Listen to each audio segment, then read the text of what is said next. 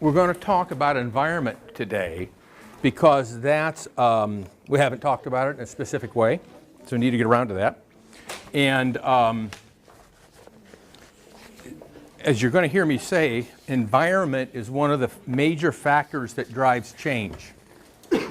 Think all the way back to our first, and by the way, thank you very much for that compliment. I really appreciate that. Think all the way back to the first, oh, good for you. You pulled that off of there, huh?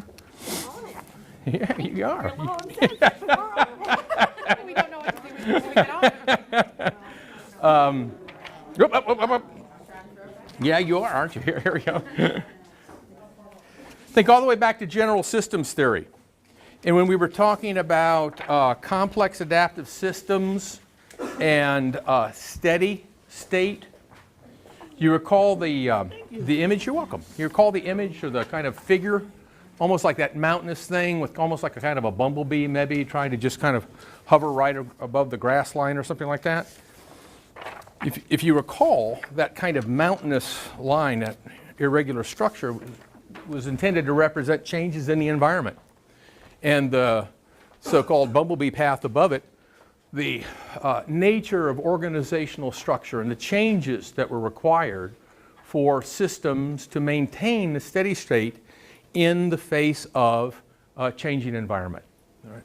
So, since that's such a fundamental element of organizational reality, it's not the only source of change, but it's one of the major ones. Thought it'd be an important time for us to deal with the concept of environment today. What we'll do is we'll deal with this in a rather quick way, and then we'll take a break, come back, and then we'll deal with the with organizational change, and I'll give you the other materials then. Okay. Many different definitions for environment. This is simply one of them, but it's not a bad one at all. Think of an environment as all phenomena that are external to and potentially or actually influencing the organization. Right? So if we think of ourselves as biological entities and we think of our environment, we're thinking of everything external to our bodies that can potentially or actually does influence our bodies. Now, just as think for a second, and I don't like doing this except to drive home the point because I think that there's real dangers, many times not obvious, when we think of organizations from an organismic model. By the way, I had a student a number of years ago at Florida State, went to try to say that. You know what word she said instead, right?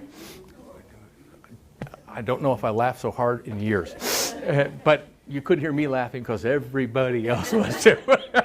Anyway, one of the dangers of the organismic model, especially with regard to change, the topic we're going to talk about later on today, is that for the most part, change in the body, a physical body, is largely regarded as a negative kind of thing. You know, we're talking about the loss of a body part, or we're talking about the growth of things that shouldn't be there, etc. And so if we use that kind of model to an organization, a dynamic, complex adaptive system, and by the way, the human body is not complex and adaptive, then it has a way of very negatively coloring our notions of organizational change or of change of any kind of complex adaptive system. But in this case, I want to make the point. Think of your body and think of the air that surrounds us, okay? Breathe in, breathe out. Breathe in, breathe out. Breathe in, breathe out, breathe in, breathe out. Okay, all right. All right, you go slowly, you go fast. You just breathe normally. Go. Yeah, good. Slowly. Okay. At some point, what was in your environment is now inside your body, right? And what was inside your body a second later after you exhale is now outside in the environment. So what about the air that's inside your body at the time? Is that part of the environment or is that part of the body? So the point here is that even with the human body, it's sometimes difficult to differentiate between the environment and the organism. Okay? That's especially true of organizations.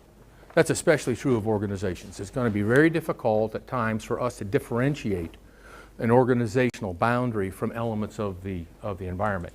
And if you think back when we talked about boundary early in the semester, and I offered you that example of Mrs. Colonel, you know, the person who's the spouse of an active duty military member. Well, is that person a member of the organization, or is that person a very important part of the environment within the organization? And the thing is, depending upon your perspective, it could be one or the other. There's not one right answer to that kind of question. And sometimes we're going to see there's not going to be one right answer to whether or not something's a part of the organization or not. Another example of that, clients, right? Are clients a part of the organization? Well, to the extent that they carry performance obligations, it might be appropriate to think of that way.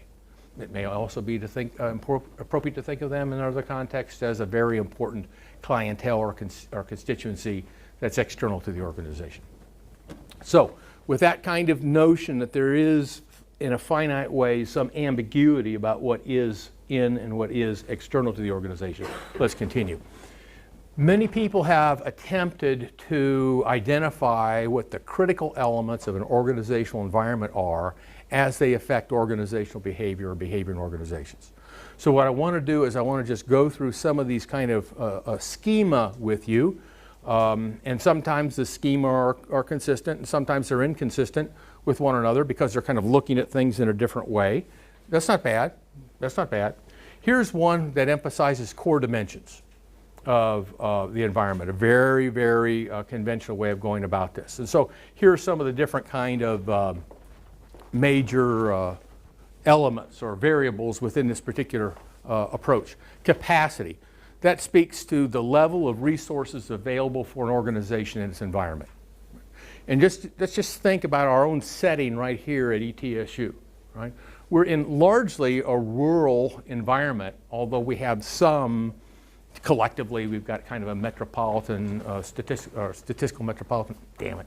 It used to be called SMSA, Standard Metropolitan Statistical Units. They've changed the term of that. Oh, I said the word again, didn't I? I've been working hard.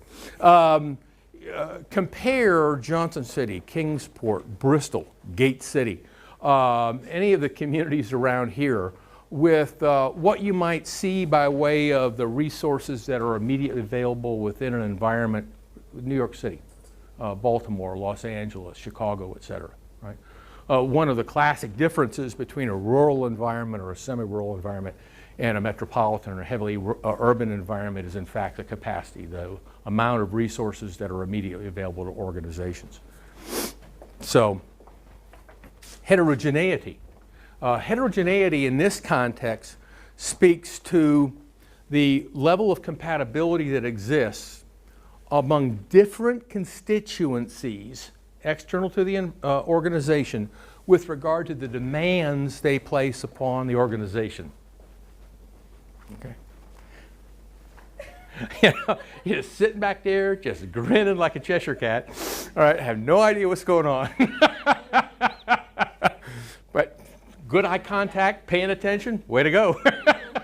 Go ahead. Thinking about, when you were talking earlier, I was thinking about Donnie Darko. I don't know why Donnie Darko pops in my head with like the environment and being a part of your environment, but it did. Okay. But anyway, so I just keep seeing this rabbit in my head. And sorry.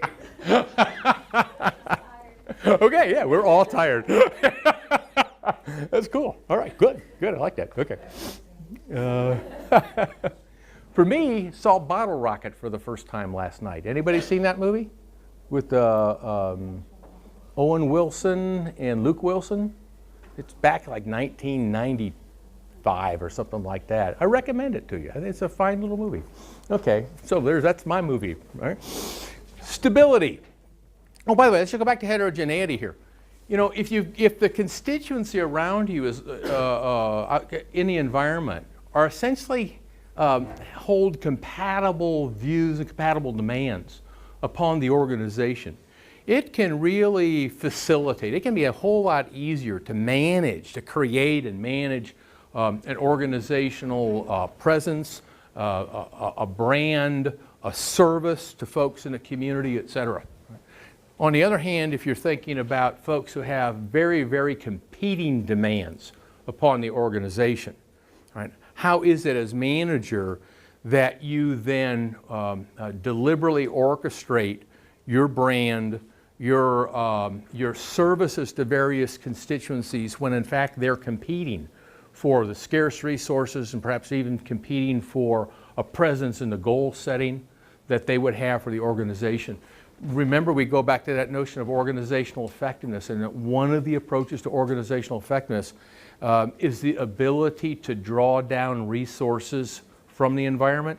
Much more difficult if you've got significant members of the environment, significant constituencies who are alienated because of the incompatibility of their demands on the organization from the demands that you're actually satisfying. That's one of those kind of issues there.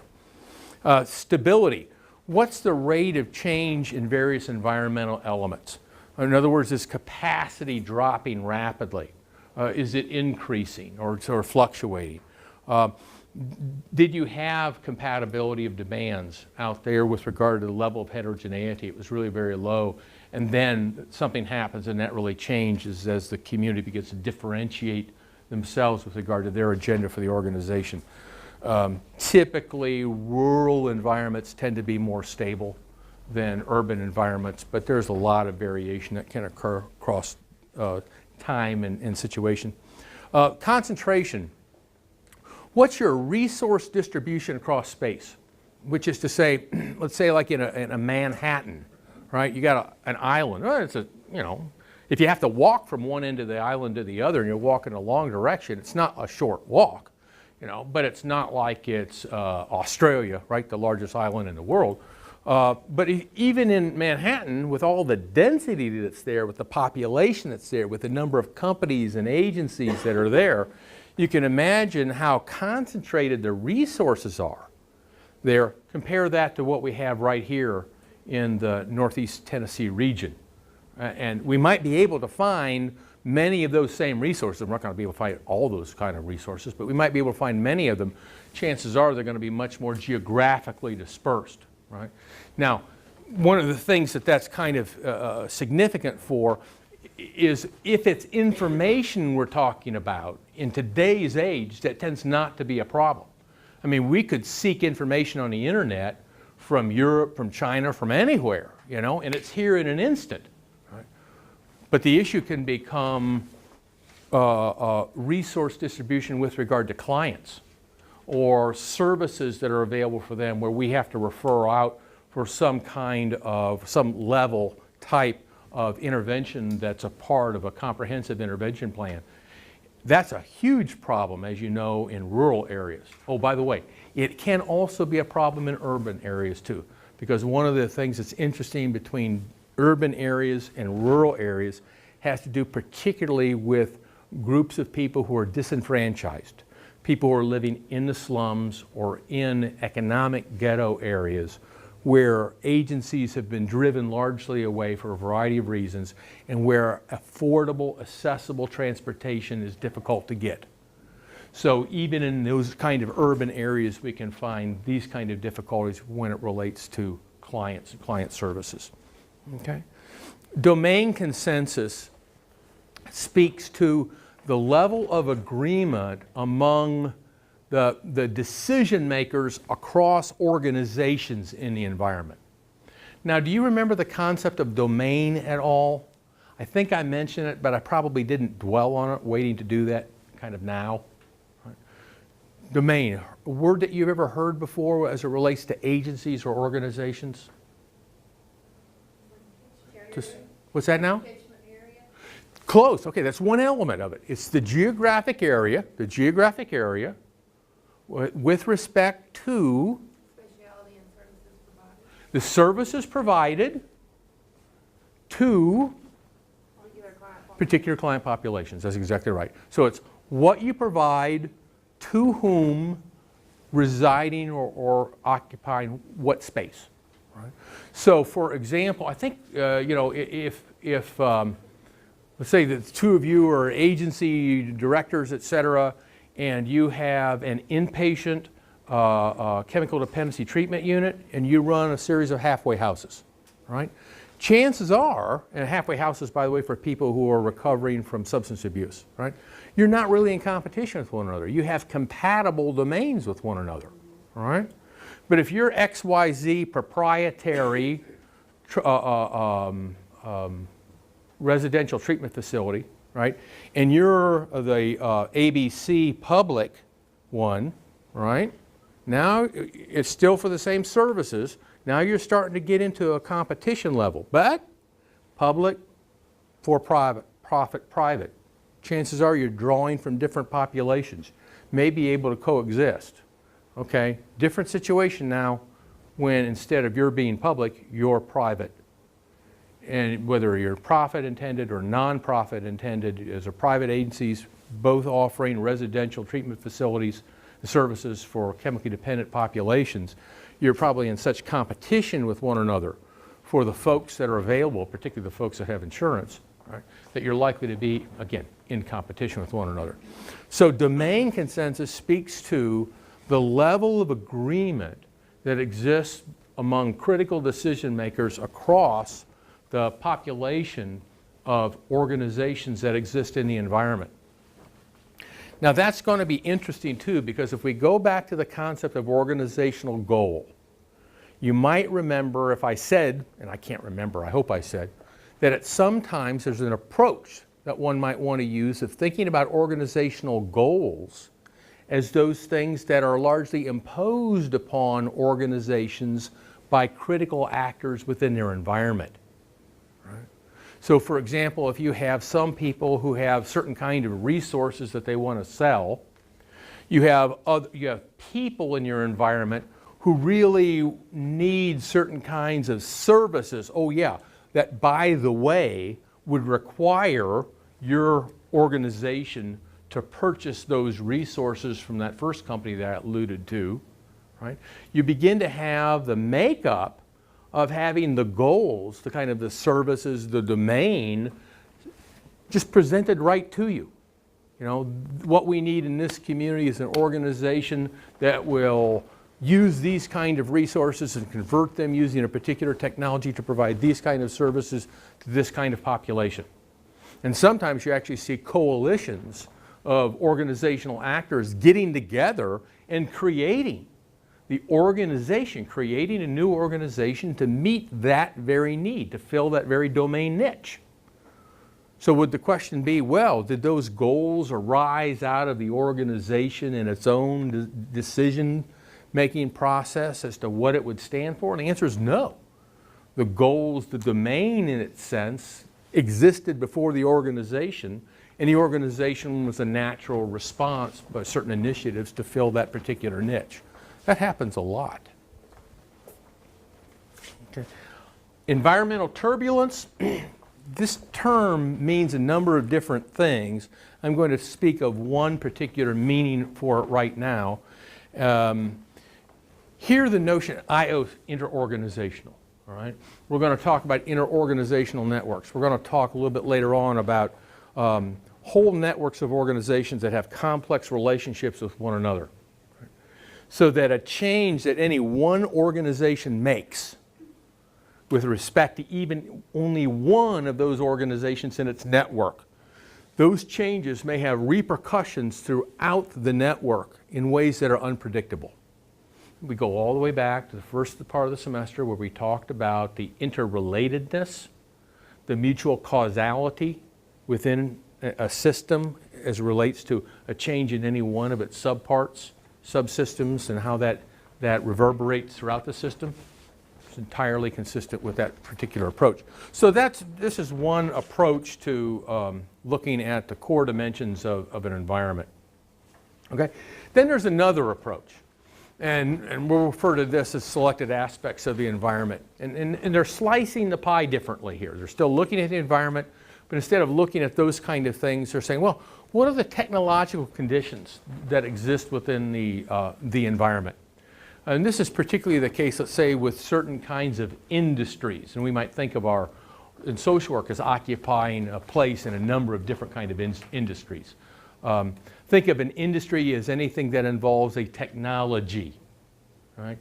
Think of an industry as anything, a set of organizations that produce similar related kind of end products. Okay? Hospitals do that, don't they?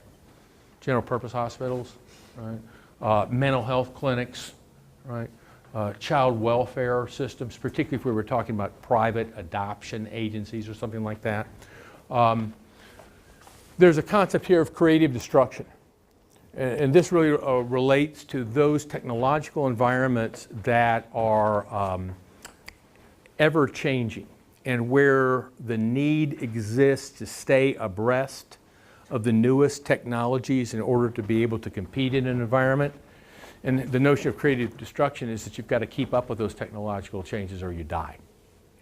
In the high-tech industry arena, that's particularly the case. Right? In social services, I don't think it is very much.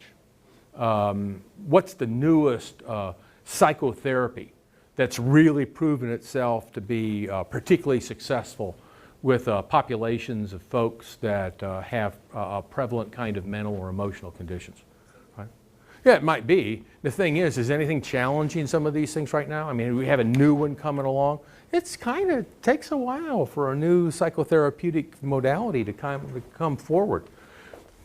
If we're talking about the psychopharmacological industry, and we're talking about, let's say, the practice of psychiatry or even general medicine when it comes to the use of drugs, et cetera, then we're getting closer to that kind of thing. And again, if we go into the hard manufacturing kind of things, then we can get even more into that.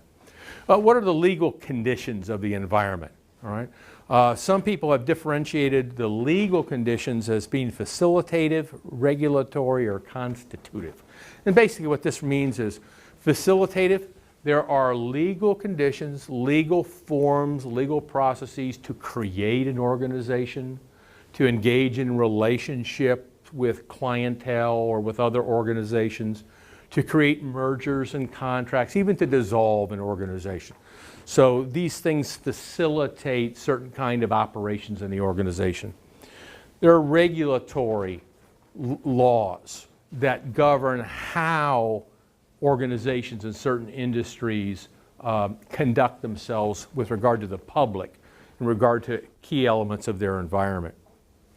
And then constitutive legal conditions. These speak to elements that become kind of incorporated into culture. They become incorporated into the way that we do things because we begin to believe that they're the appropriate thing to do.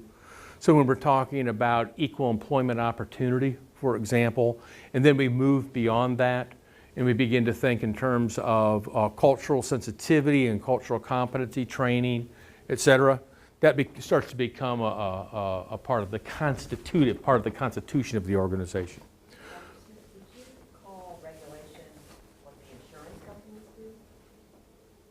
What the insurance companies, mean with regard to like mental health or something like that? Yeah. Guidelines.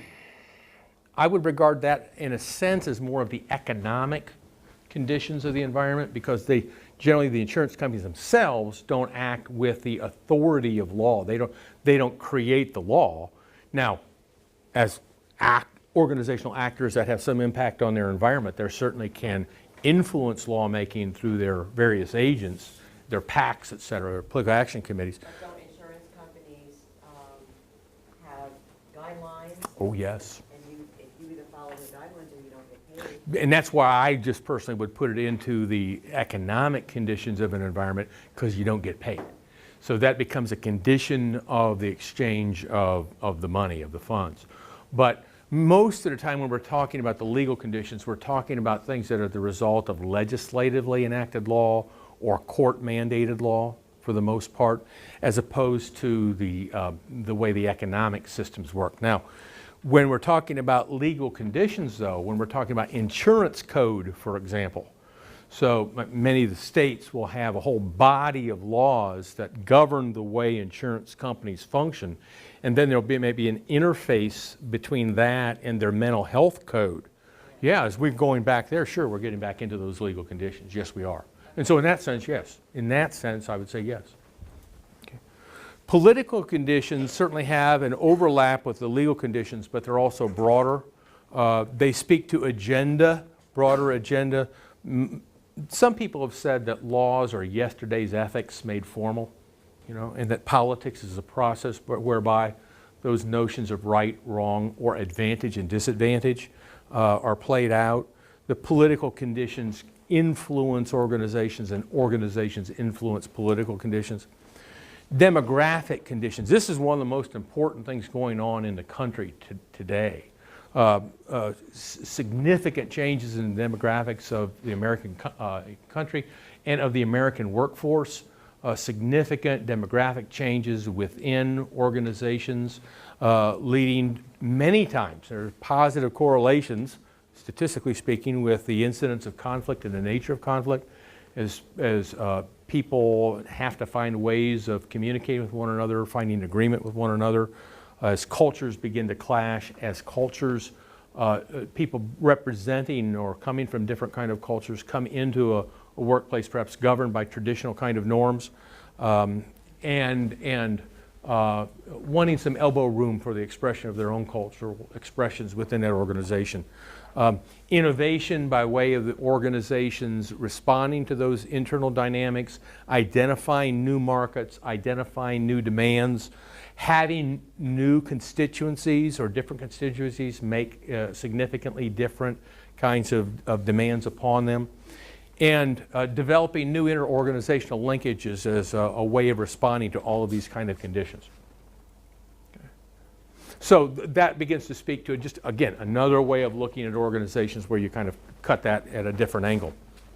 Now, one of the things about interorganizational relationships in the environment is that it almost entirely lies outside the ability of organizations to control the way they control internal processes. So the environment represents an arena of much more uncertainty than the internal environment of organizations. So how do organizations go about trying to manage those kind of uncertainties? Well, a number of people have differentiated between what they call autonomous strategies and interorganizational strategies. So among the autonomous strategies is this notion of buffering. Matter of fact, there's a person by the name of James D. Thompson, a really outstanding organizational theorist, died a number of years ago.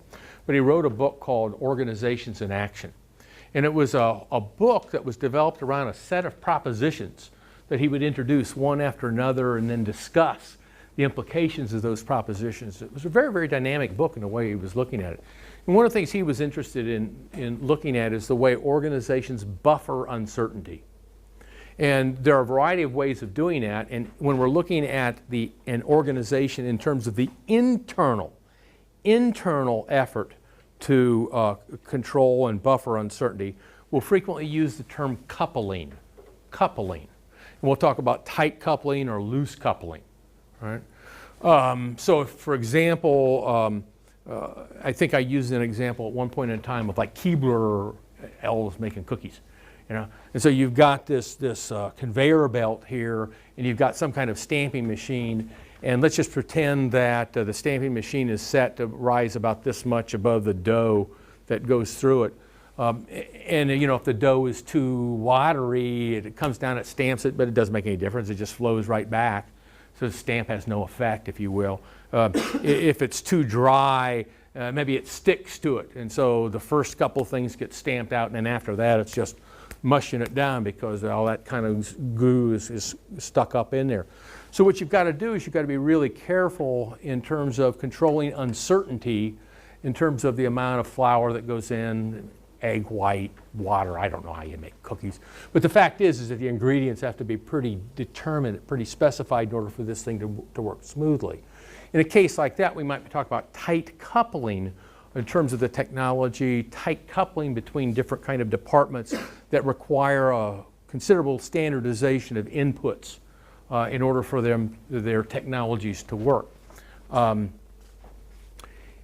If it doesn't make that much difference, and maybe we have to make sure it won't make that much difference, we use looser coupling, so there can be a considerable amount of variation.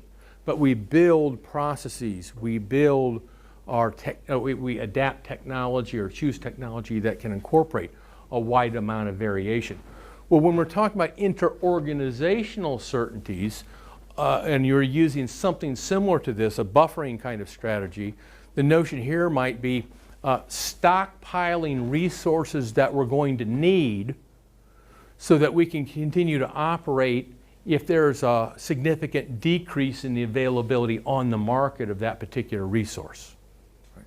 So let's stockpile that as best we can so that we've got it available to us, and so we can just kind of keep operating at kind of an average, normal kind of level.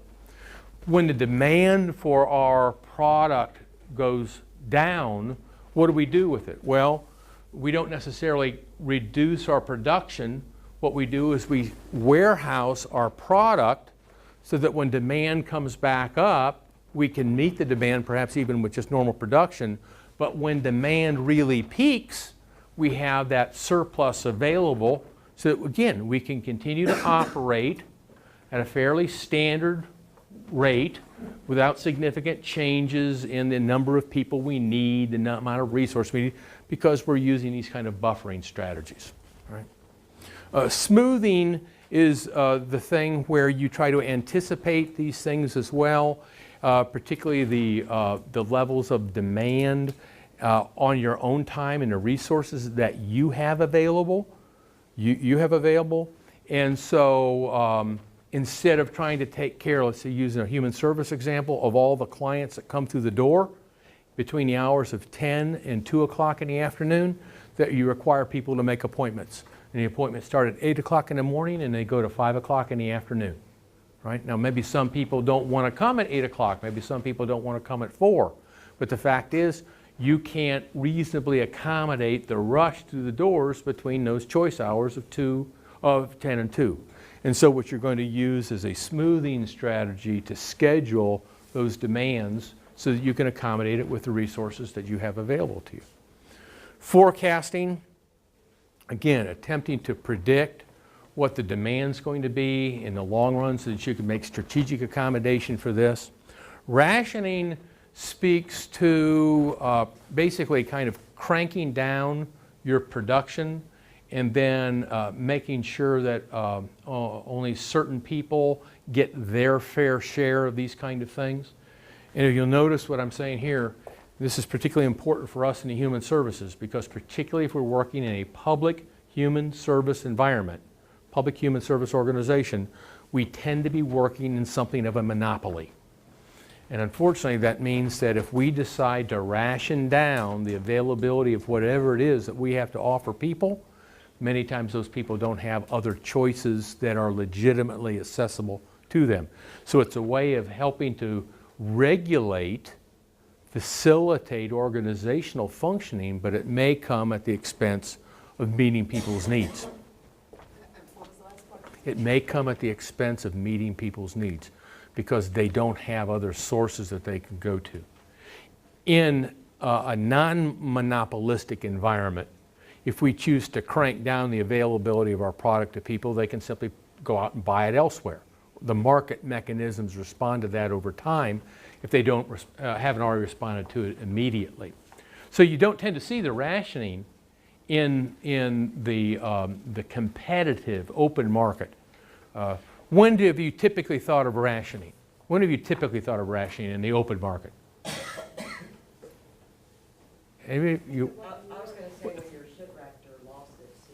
Okay, well, wartime is what Anna said. Yeah, wartime, you know. Grocery rationing. That's a grocery rationing, tires, you know. Yeah. Nylons. Yes. About the women taking a pen and, you know, doing the thing on their leg to make it look like they were wearing nylons. You know, you familiar with that? Yeah. I know there's a generational gap here. Yeah. The gas lines. Gas lines, that's exactly right. And some of you might remember something that began to approach rationing, I think it was during the Nixon administration, where public law was passed, I believe it was public law, that nobody could get any more than like $10 or 10 gallons of gasoline at a time, and that in some states It was, you could only get gasoline on like alternate days based upon your license plate number. And in some areas, for example, in the American Southwest, it's water rationing. You know, for example, if you're going to be in summer months and you want to water your lawn, only people on the even side of the street may do it on a certain day, and on a subsequent day, it's only people on the odd numbered side of the streets are able to do it. So, but again, when we're talking about water, what are we talking about? We're talking about a public utility there, weren't we? In talking about gasoline, it wasn't, but it was a government intervention because of the scarcity that was involved there. Okay. In terms of managing interorganizational uncertainties, let's look at the interorganizational strategies here. Those autonomous ones, that's something that an organization could simply do on its own. In terms of the interorganizational strategies, these involve other organizational partners. Right? Now, bargaining, go out as an individual, as a representative of an individual agency and get what you can. Right? Make whatever exchange that you can, negotiate, etc. Co-optation, you know what co-optation is? The most classic study of co-optation actually involved the Tennessee Valley Authority. Selznick? Not quite to swap services, but it is a swapping. It's been largely thought of as inviting a key people from another organization or another constituency into your own decision-making body in the hopes that they'll buy into your agenda. Right? So you're, what's that? Was it the TVA? That's exactly what it was.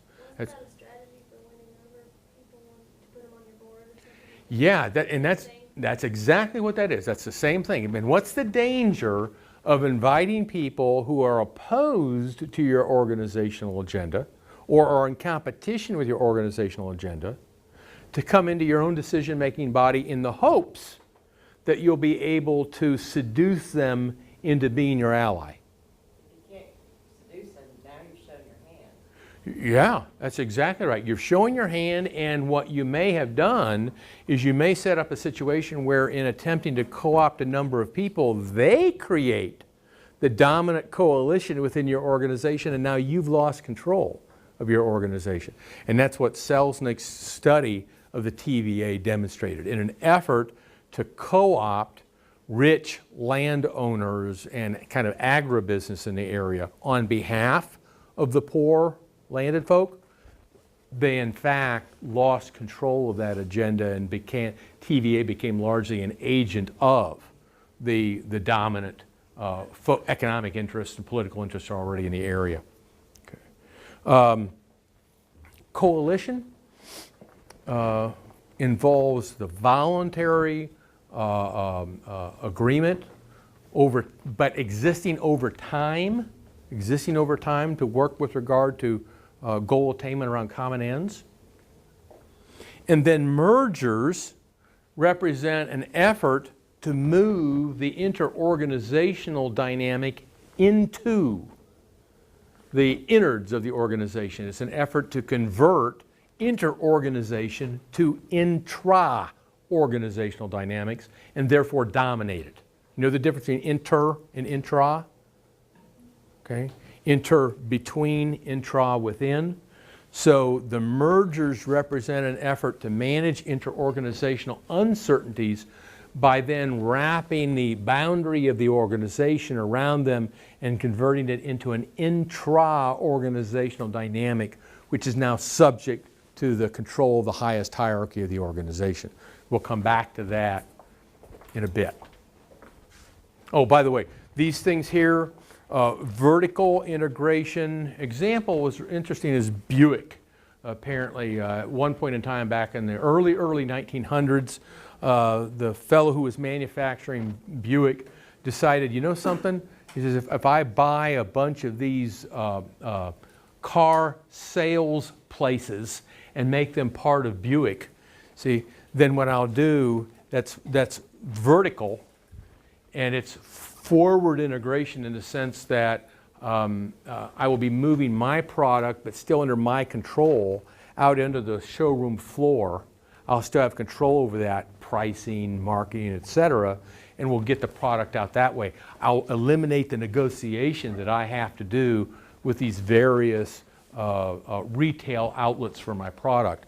Oh, and backwards integration? What about my tires? What about the glass that I need? What about the wiring?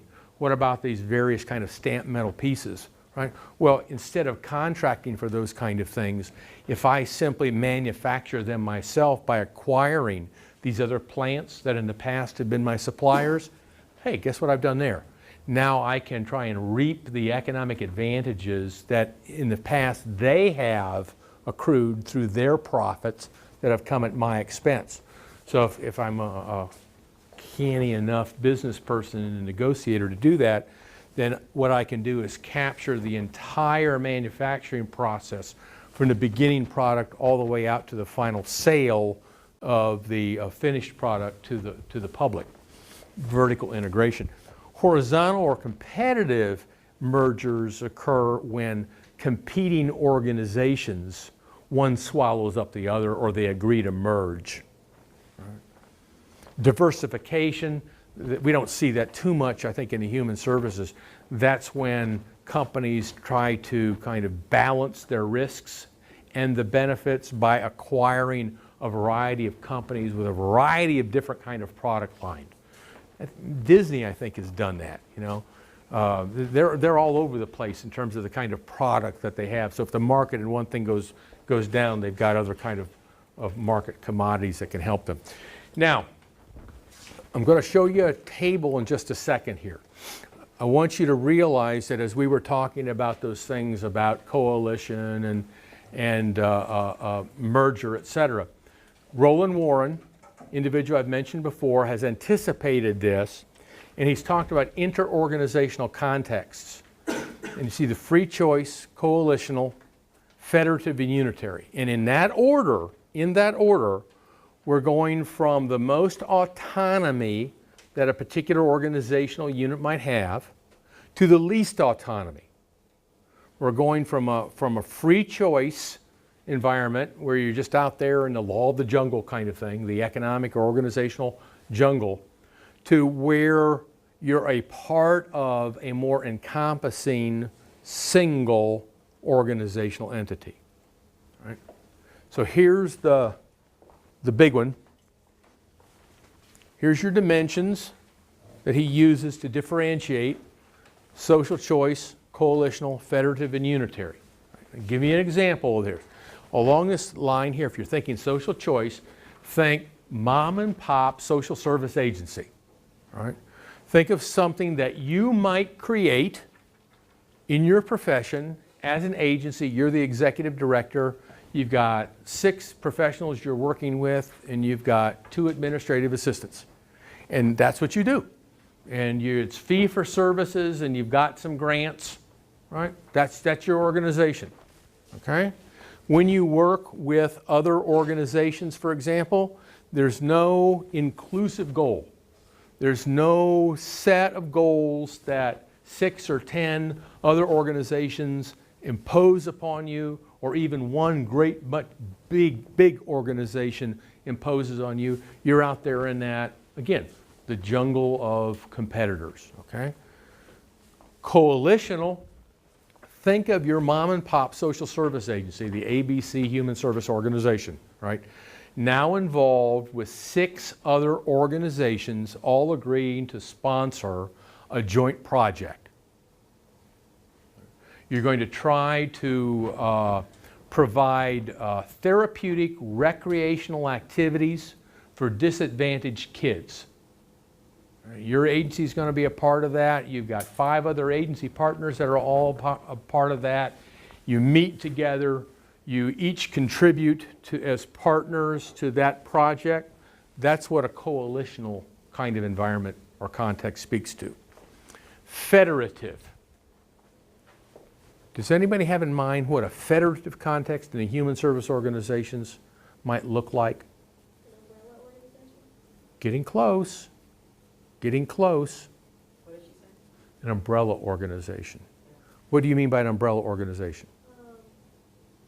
Like there's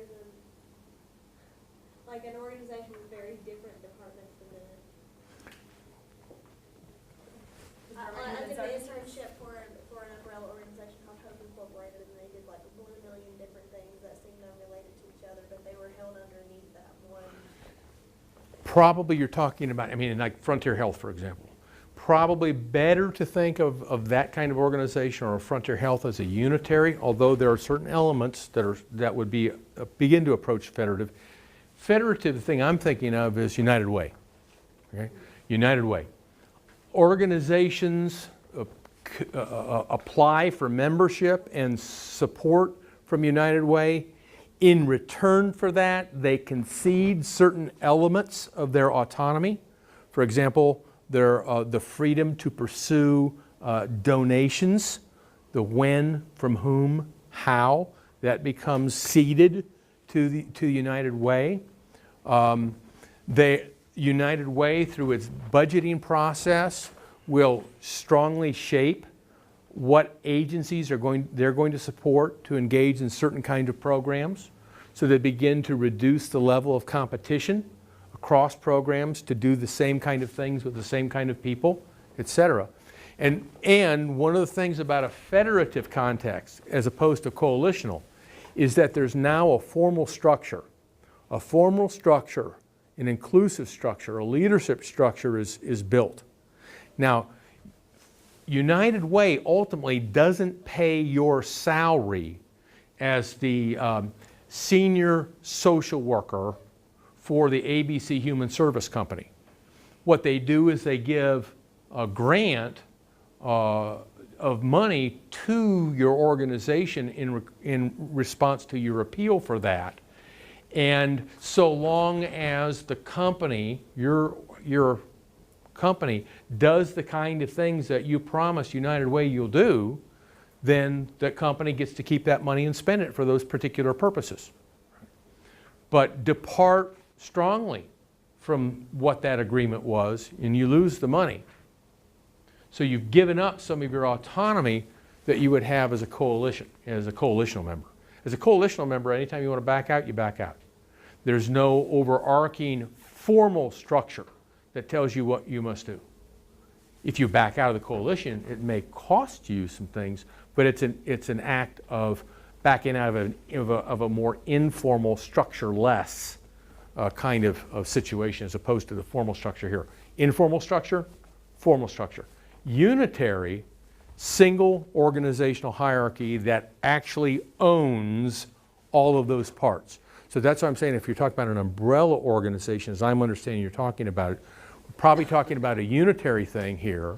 Right? The units are organized for achievement of inclusive goals, even though they each have their own bailiwick, their own kind of specialty. They might be working with largely different kind of populations, etc. But the locus of decision making is at the very top of that inclusive structure. So then we start talking about organizational structure, we start talking about concentration, hierarchy, the things that we've talked about earlier on. Notice here what we're talking about, the expected collectivity orientation. You can't read it real well. You've got the handouts. The expected collectivity orientation of units. So if you're talking about in the social choice environment, who do employees look to? Do they look to the inter-organizational context for their leadership? No. They look to the executives of their own organization. In terms of the coalition, there's minimal attention to the leadership of other organizations or to the leadership within the coalition subsystem. Primary orientation, again, to the executives of your own company or of your own agencies. In a federative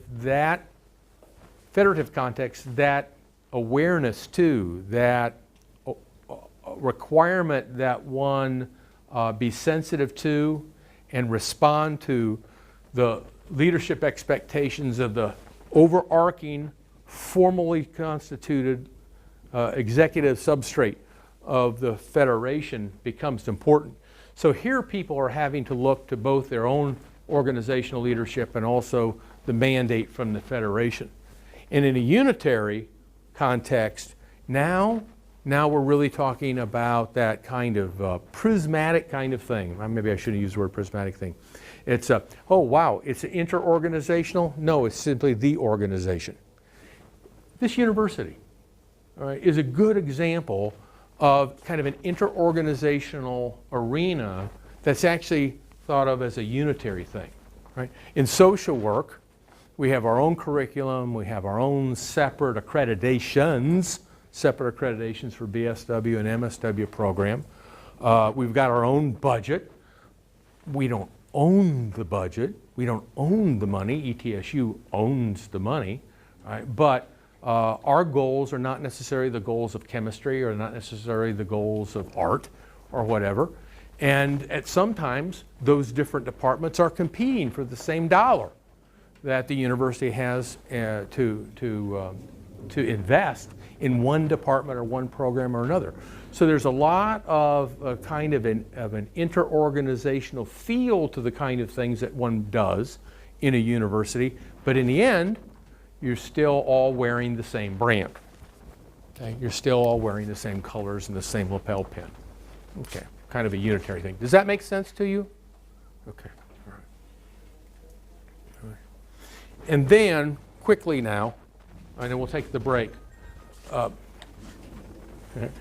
And now, what's kind of neat about this class is that as we get here toward the end of the semester, we're kind of coming around in a circle. We're able to draw so many of these earlier concepts back and kind of deal with them now kind of for our purposes in a final way. And I find this to be very interesting because here we are, the next to the last a week that we're going to be together, and now we're talking about some concepts that were in chapter 1 of your text. You know, that Weinbach and Taylor introduce us to this whole arena of social welfare administration by talking about the interorganizational field and about dyads and remember the organizational set, you know, if you will. So with regard to dyads, for example, and I didn't have time to make a quick little panel for this. Oh, I remember how I was going to do it. I don't want to even draw it here, all right? You're each going to several of you are going to represent organizations. Come on up here. Yeah, Darko or Darkman or whatever you were. I haven't seen it yet. Still looking, she's wearing dark. And I just love the compatibility. Come on up, all right? Now this is a dyadic relationship in an interorganizational environment, all right? What's your agency? Make up one. I don't know. All right, this is an informational agency, all right? This is, yeah. And your agency is? Non-informational. Yeah, non-informational one, all right? All right, so here we have these two agencies, okay, here, face one another, interact with one another. There you go, all right, that's a dyadic relationship. It's really, no offense here, it's the most primitive approach to interorganizational relationships that you can really be talking about here. So now we're going to move this to an organizational set approach, okay? Come on up, come on up, come on up, okay? All right, here's our focal organization.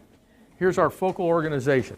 And the organizational set simply reminds us that even as organizations have to reach out and have relationships with other organizations in their environment, it's not just one organization. So go ahead and surround her. Yeah. Okay, engage in a variety of dyadic relationships, just one-on-one relationships with each. Okay, there you go, there you go. Isn't this dynamic? I hope those folks who are watching this video get a sense of the electricity that's in this room right now. Isn't it something? Okay, so now do that again because I want to draw a distinction here in just a second. Keep the dyads going, but again, it's just you interacting with others. Go ahead. Okay, there you go. There you go. Yeah, Daphne. Daphne. Very good. Okay, the organization set. Now we're going to go to what's called an interorganizational network or an interorganizational collectivity. I'm just going to mention this just in passing. This was like a high school reunion for me reading some of this chapter and some of the other texts that I draw from because this was the area of my dissertation. And I haven't really gotten back to it for 10 years now because I've been doing some of these other things. So to read the literature on this was like, it was really cool. Okay. Thinking about my dissertation. Now, this time to show you the difference between an organization set and an organizational network, all of you relate to everybody else, but you only relate to two other people. Go ahead.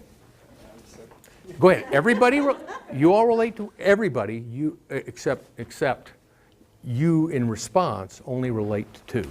Now watch how different this looks like. Go ahead. Go ahead. Go ahead. Here, look, go. Yeah. I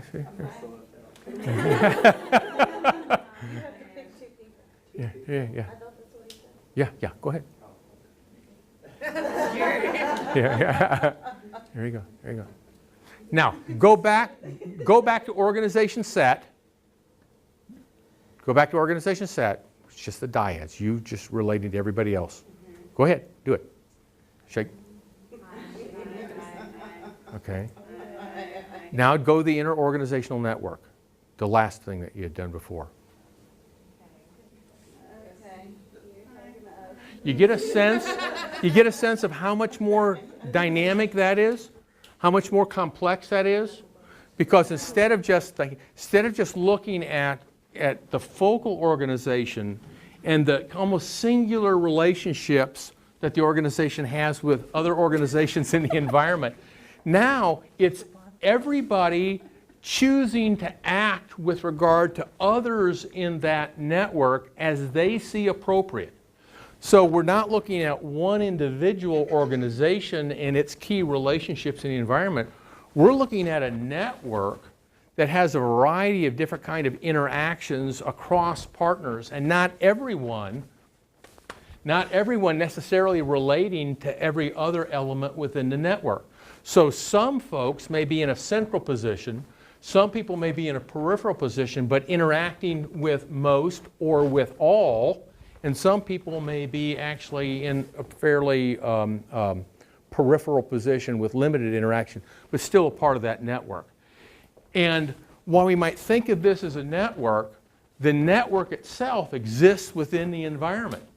So there's a whole host of other constituencies and other organizations that the network is relating to in probably less significant ways, or else we would have included them within a network. And each of these organizations is having a variety of other relationships. It's just those other relationships were not part of the defining criteria we used to focus in on this particular network. And by the way, when I'm talking about that we choose to identify as this particular network, organizations perceive their own environment. Organizations to a considerable extent create their own environment by their sensitivity to what's out there and what's important to them, right? And the more sensitive that you are to that, perhaps the better able you are, the more nimble you are in order to perceive needs to change and the directions of change. Go all the way back now to those things we talked about with regard to open systems theory, the dynamic nature of steady state, the relationship of an organization mapping its environment, all that kind of stuff. Thank you very much. Thank you very much. Thank you, Daphne. Appreciate that. Thank you, Daphne. Daphne too. There you go. Okay. And then I also want to just point out here that we need to appreciate that organizations relate to other organizations and other constituencies in the environment in a variety of ways. And some of them are informal. So you have people who are part of an organization relating to other people who are part of an organization, and they're doing it largely out of the autonomy that's available to them to fulfill their organizational roles. They're getting to make personal choices about how almost they drag their organization into these kind of relationships or into these kind of commitments. And in contrast to that, you've got formal interorganizational relationships. These formal ones may start out at any place within the organization, way at the bottom, somewhere in the middle, at the very top. But in the end, they have to be sanctioned. They're formally approved by the critical organizational decision makers. They become formalized kind of things. Right? I guess I want to say this. Don't underestimate your power as a social worker or a member of an organization to command over time organizational resources in favor of or in service of projects that you personally, professionally feel to be important. Because one of the things that will happen is if you informally get involved in that and your agency begins to get known for your activity, known for your presence, you begin to shape the domain. You begin to shape the expectations and understanding that other organizational or other actors have within the environment as to what your organization is going to be providing. You actually begin to a sense, reduce the options of critical decision makers within your organizations to back out of the commitments that you make over time simply by doing the things that you do. And it's one of those things, that's one of those ways that informal organization develops. Organizations, formal decision makers can't stop it without stepping on political landmines many times. All right. Now, whether that's good for overall organizational goal attainment or not, that's a different story. That has to do with your choices as regards what you've committed yourself to in the organization. Okay? So go ahead, take if you will 10 minutes, and then we'll try and get out of here, or we'll race kind of through the rest of this stuff.